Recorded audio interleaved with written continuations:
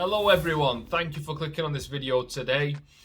Thank you first of all for the support on this channel. Ultimately I've set up this channel so I can help people, whether it's through business advice, whether it's just generic life experiences, whether it's some motivation. Hopefully it'll benefit some people, and please do like and subscribe and share, because if you're going to benefit from this, if anyone else can benefit, you know, that's ultimately what I want. Because I can appreciate when people are looking for advice and they can't get advice, it can be quite a lonely place. So it's always good to have someone or something there if you can always relate back to.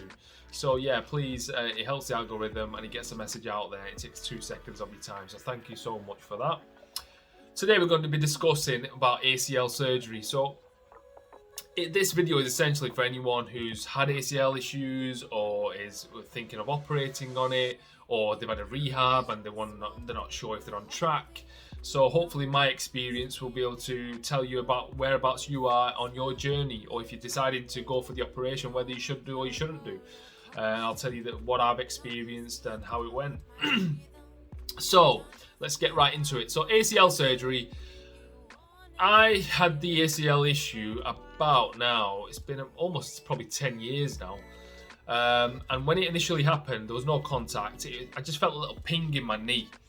And when that happened, I still didn't realise anything had happened, but I could just feel a niggle. I thought it was just a standard niggle while playing football. Carried on regardless and, you know, got on with it. It was only a few probably matches after or days after when I played again and my knee gave way. That's when I knew something was seriously wrong. So that's when I went to the GP and whatnot. He said, right, we need to check your knee out. Sent me off for an MRI. MRI came back and they said, yeah, 2 issues. One is your ACL, that's torn, and the second is your cartilage, that's also torn. So 2 issues there, but the main one was the ACL. The ACL basically is a joint in your knee, and that is what makes your knee twist. So especially in football, you need to twist your body all the time. So that's essentially what the mechanism does in your body. And when that snaps, then you lose the ability to do that, and essentially your knee gives way. So it just gives way, and you know, you can't twist, you can't turn. So it can be quite frustrating. And obviously I've been playing sports all my life, so from the age of 10 or even earlier, of course. And played on some very difficult surfaces, concrete majority of my life, didn't stretch, which I don't advise. You should always stretch your muscles and your ligaments. It's very important. Warm downs, never did them. You know, you just think you're Superman when you're that age and nothing will happen to you. But of course, over time, wear and tear, these things will catch up to you. And to be honest, no matter how much you protect yourself, if it's going to happen, it's going to happen. It's just one of them things. Like I say, it was an impact injury. It just went. So just got to face that fact. But ultimately, I'm not a big fan of surgeries. I don't like going under the knife for the sake of it. I don't take pills. I don't take tablets for the sake of it. So that's just my mentality. I like to do natural things, even if I do get ill or have an issue, before I go down that route. But it's there as a last resort. Anyhow, I thought, okay, so obviously they said, right, you need to get this operated on. So I remember this vividly. When I went to see the consultant, he did an examination on me. And he barely gave me any information, and he literally checked my hamstrings. Oh yeah, these are great, we'll use these to attach to the ligament instead. And I'm like, whoa, you know, what's going on here? Because ultimately that meant to me straight away, alarm bells, right, that means my hamstrings might become weaker. And thankfully, obviously in sport, a lot of people have issues with hamstrings, and I've never had that issue. So I'm very proud and thankful of that fact. So I didn't want to take things or weaken my hamstring to only cause further issues with another part of my body later on down the line by strengthening the knee. So, you know, I put that to him. He said, no, it should build up, it should be fine, because you've got other strings on your hamstring anyway. And you can also apparently do from your calves as well. But he said, no, your hamstrings are very strong, and naturally they always have been. So, but still, I was not comfortable, and he didn't really give me much information. He was like just in the mindset of, right, we're going to get you on the operating table, right, when we're booking you in, kind of thing. I said to him, whoa, calm down, just give me the information first. I just want to know, you know, where I stand. What if I didn't do the operation?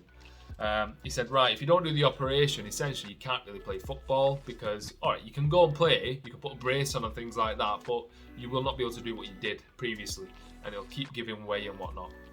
Yes, you can build your legs up. That's advice definitely for everyone who's had any knee issues. Train your legs consistently. I didn't train my legs when I was younger as much as I should have done, but then again, I played a lot of sports, so that kind of obviously using a lot of your legs at the time. But still, yeah, you should go into the gym and really use your legs because your foundation is your legs. You know, that's very important. A lot of people are always focusing on top part of your body, getting big biceps and all the rest of it. That is not where the stability, that's not where your strength comes from. Your strength comes from your biggest muscles in your body, which are your legs. And your legs, if you have solid legs, everything else becomes easy. All the rest of the body parts are very easy. You can pick up a lot more because all your strength comes ultimately from your legs. So it's important, regardless of whether you have an operation or not have an operation, that is important to always have stability and strength in your legs. So it's good to train your legs. You don't have to go crazy heavy. You can stay lightweight, just do loads of reps, whatever works for you, but just keep them active. Because ultimately, the stronger legs you have, the less pressure you put on your joints, i.e. the knees, i.e. the ankles to a certain degree. So it's very important to have strong legs. So he said, yeah, you can build up your legs, of course, and you might get away with it. You might be able to play, but you won't be at that level of how you used to be. So I said, okay. I said, what I'll do, let me try that. So actually, first for quite a while, I did not play. I said, no, you know what, I'll just pack it in. I'd rather not go under the knife. I won't play sports. I'll just, obviously, I do my gym. That's fine. That's enough. But then you have friends playing, and I'm still fairly young. I think I've still got 20 years I can play, and I love it. I played it all my life, so it's quite depressing. And also, I hate doing cardio. I can't do cardio. I struggle. I mean, I train really fast anyway, so I burn. You know, I do quite a bit of cardio in my normal training. But at the same time, when you play football, training becomes even easier because your cardio goes through the roof. When you go and do the rest of your exercises in gym, it's so easy because you've got the stamina, you've built the stamina. But when you don't play football, you don't have the cardio aspect, then the exercises in terms of weights and whatnot becomes a lot more sluggish and struggle. So that's what I find personally. Everyone's different, but that's what I find. And like I said, I don't do cardio. So by playing football, you burn so many calories and you don't even realise, and you're enjoying it. It's also an excuse to get with your friends, have a chit chat when you don't normally meet them because everyone's just busy in their lives. So for me, I said, right, I'm going to go back. I'm going to play and see how I get on. So I put a knee brace on and all the rest of it. Went back and I played, but my knee would give way and it'd also flare up. It would swell up quite bad, and I thought I'm probably doing more damage here than good. But I kept on playing. But I wasn't the same, of course. You couldn't twist, you couldn't turn. Then you saw these kids running past you and frustrating you because you keep getting to your prime, or keeps reminding you of your prime where you could have handled this, handled that, but now you can't. You're restricted, so it frustrates you. If I'm honest, it's a battle of the mind, and to be honest, your mind always wins because your body can't do what your mind wants. Or your mind knows it can do. You've got the ability to do it, but unfortunately your body's telling you you can't do it. So that's a very hard struggle. A lot of people will struggle with that. So I said, right, okay, forget it, let's go now. So it was 7 years before I decided ultimately to go under the knife. So 7 years had passed since I originally did it. And in 2021, early 2021, I decided to go under the knife. Again, got referred, went to GP, referred me to consultant, did MRI again to see how the bad damage was. And here we are. This consultant was very good though. He explained everything to me, how long it should take, what the process is, how the surgery should go. So it was a lot more in depth and gave me a lot more information. So I said to him, right, okay, let's do it. So on the day of the surgery itself, of course, went to sleep, general anaesthetic, and didn't realise it happened. Woke up, didn't have any pains and whatnot. But when I think I got released. I got released the next day. They normally say that the same day you go home, but I was puking up a bit, so I couldn't eat. So they said they'll keep me in. So I think they kept me in one night and let me go the next day. And then I think for 7 or 14 days you have to take injections at home. It's for blood clots, so you don't get any blood clots. So I think it's blood thinning injections. You just have to put them in your stomach. I hate injections. But it wasn't too bad, to be honest. You just put it, you don't feel it, you just pinch your stomach, pop it in there. So that's the only injections I did. So I did that.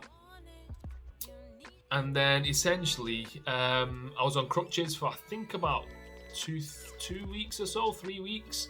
I went back to get my staples out, I think about a month later, something like that, a few weeks later, 3-4 weeks later.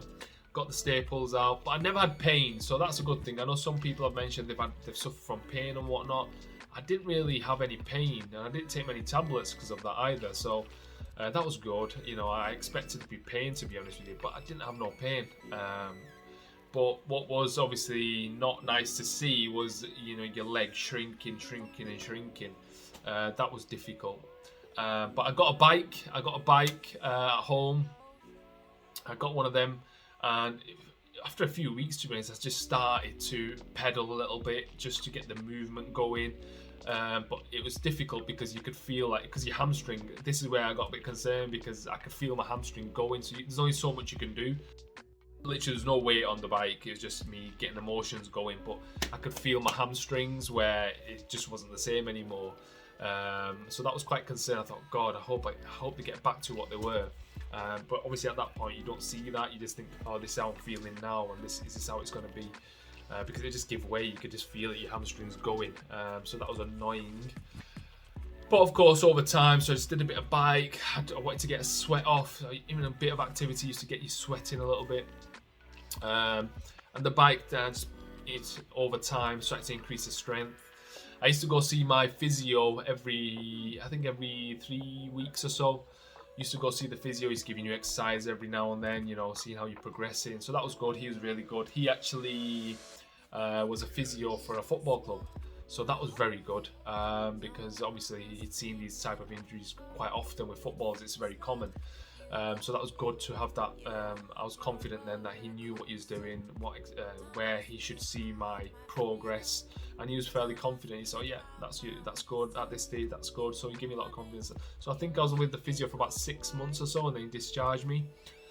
He said, "Yeah, just carry on now. Keep building the strength in your legs. What you're doing, you know, and it's step by step." So, you know, first you're just building a bit of strength, just getting the motions in, building a bit of strength, and then you start twisting and turning as much as you can, although of course you're still restricted, you can't do the full movements.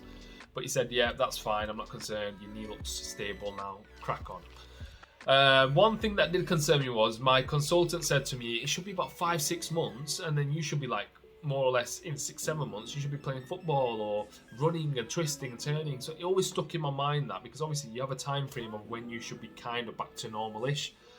But when it got to about 6, 7, 8 months, and I could feel it. I was nowhere near that. I couldn't even lift on my leg properly. You know, in the gym, couldn't do squats. I couldn't lift when you do your quads.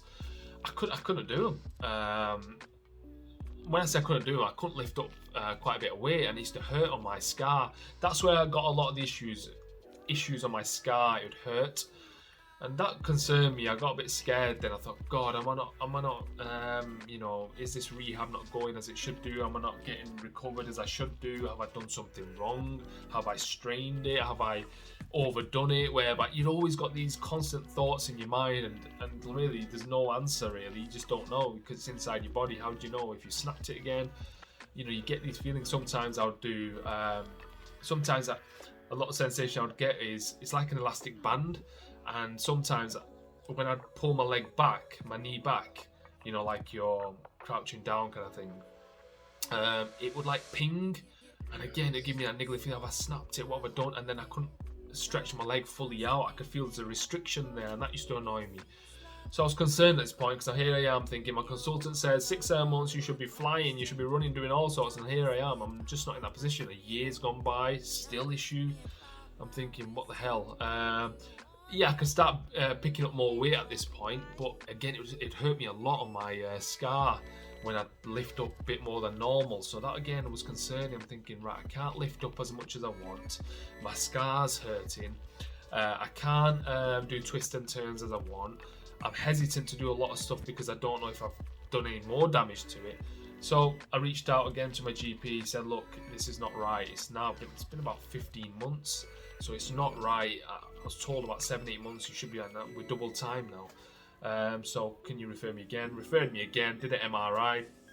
I've just seen my consultant literally last week, and thankfully he looked at it. He said, perfect, nothing wrong with it. It looks very stable. Looked at the MRI, brilliant. Don't need to worry about anything. But obviously, I said to him, I reminded him, I said, you said, the funny thing is, when I asked for the referral from the doctor, literally in that week, so we're talking now about 15 months on, right? Literally in that week, I started to notice that my pain wasn't there anymore in terms of my scar. So even if I was lifting heavier, my scar was not hurting me, which was a phenomenal sign, great sign. I could do squats a lot more. And I just thought to myself, you know what I need to do actually? I think I just need to go a bit more now. And I started to do squats like 2-3 times a week. Not heavy, but just the motion and just going through that little pain barrier. Because of the time period, it'd been such a long time now, I had to push myself. Otherwise, maybe I'll be in that state. If I don't push myself, I'll just be in that state all the way through. So I did that, and thankfully, the pain disappeared. My leg just became a lot more normal as I can remember it, because I don't forget, for 7-8 years I forgot how that normal feeling is. So it was nice to see that, yeah, I felt strong. But again, I had in the back of my mind, let's see what the MRI brings up. So as I said, went to see the MRI recently, discussed with my consultant, and he said it's perfect now. And I explained to him, I said, yeah, I actually feel a lot better now, so it's good to know that that's all good. So now I can carry on and crack on, increase the intensity, increase the weight, and really push on now. And I explained to him, I said, you said to me about 6-7 months, I should be flying. And that's not the case. He said, yeah, everyone's different. Don't worry about the time scale. Just do whatever you think's right. But yeah, you know, you'll notice yourself. Your body will be telling you exactly what you need to do. I said, that's fine then, great. That was what I needed. But to be honest with you, what gave me, before I saw him, what gave me some peace was Virgil van Dijk. He did his ACL, and I was watching an interview, and thankfully he said that it can take 2 years for it to get properly healed. Now, of course, he went back to the professional footballer, right? They get the best of the treatments and rehab and physio, and they're constantly doing, you know, their rehab and physio. So for them, 6 months, 7 months, yeah, they're flying again. But even he said, I don't feel 100% yet, and I've been told it takes 2 years, and that was a sigh of relief for me. I thought, right, okay, I've still got like 6-7 months in that case for 2 years, and that's probably the right time frame. So that gave me a lot of reassurance. I was really grateful to hear that. So thank you, Van Dijk, because to hear that then just gives you confidence, right? It's not my knee, it's just that's the process, that's how long it takes. So for anyone out there doing ACL, please expect 2 years before you expect your leg to be in the position where it was prior to snapping your ACL or tearing your ACL. It can take 2 years. Now, of course, it depends on your rehab as well. I mean, I didn't do it religiously. I wasn't going in the gym every other day, concentrating on my legs. So I was not lazy, but obviously you've got work, you've got commitments, and you can't do that. And when you go to the gym, I can't just concentrate on my legs. I like to do my whole body, the rest of my body. So, you know, it was difficult just to concentrate on my legs. Of course, I concentrated more on my legs where I could, but I didn't solely just think of my legs. So maybe that slowed down my progress as well, I guess. That's got part to play. But again, one of the reasons I wasn't overdoing it was because of the pain I was getting on my scar. Not necessarily my knee, but just in my scar. So that was concerning. I thought, I don't want to rip it or anything like that. So, but thankfully now I'm in a place. So now I am, like I said, about 18 months now since the operation, and I feel a lot stronger now. I don't get no pains. I can flex my knee back. I'm not getting that elastic feeling as well now, more or less. So that's good. There's no swelling there, so that's good. Because you do get a lot of swelling, guys. When you do the operation, you'll get a lot of swelling, and you just got to do ice packs. You've got to have them on. You've got to do that daily.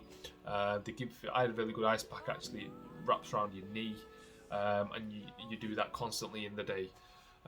And that was the only thing, and the swelling then disappears eventually. But now it's feeling very strong. So, but I've still got that time frame of 2 years in my mind, which will be obviously 2023. So starting of next year, basically, I'm hoping I'll be back to peak condition. But I am hoping to go back to football September, October and obviously probably not go crazy, so just keep it within my limits, not twist and turn, just angle my body in certain ways just to ease in. But I need to start actually first just hitting the ball against the wall really, and just working my way up. So that might take a couple of months, but I'm hoping to do that by September, October. If I can get back to playing, that'd be good. And then 2-3 months, hopefully later, I should be like in peak shape and peak form. But that is some advice to anyone. Like I said, if you are considering doing ACL surgery, hopefully this video will give you some benefit. It'll tell you what to expect in terms of time frame. Don't listen to consultants of time frame, because ultimately it depends on multiple factors: how your body is, how it naturally heals, what activity you do, how much time you've got for your rehab. So it's a lot of things that come into play, and ultimately everyone's body is different, so it will repair differently, and all the rest of it. So don't worry if it takes longer than normal. Keep 2 years in mind. Don't overdo it, because you don't want to snap it or tear it again. That's the last thing you want to do. And the key thing is, before you do get back into sports and whatnot, definitely build your legs. Like I said, a lot of people don't focus on the legs, but that's the most important body part in your whole body. Your legs is key. So if you have that really strong, your quads, your hamstrings, your calves, if you have them really strong and big, then it'll take a lot of stress from your knee, because you won't be putting a lot, all your top weight onto your knee. It'll essentially be covered by your muscles. So that's very important. So if you're neglecting your legs, guys, do your legs. I mean, and we know the girls love doing their legs, and it's great, and that's why they have thick thighs.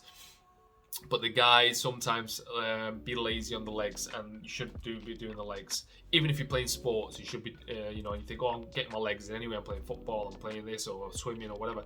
Whatever you're doing, still train your legs in the gym, I think.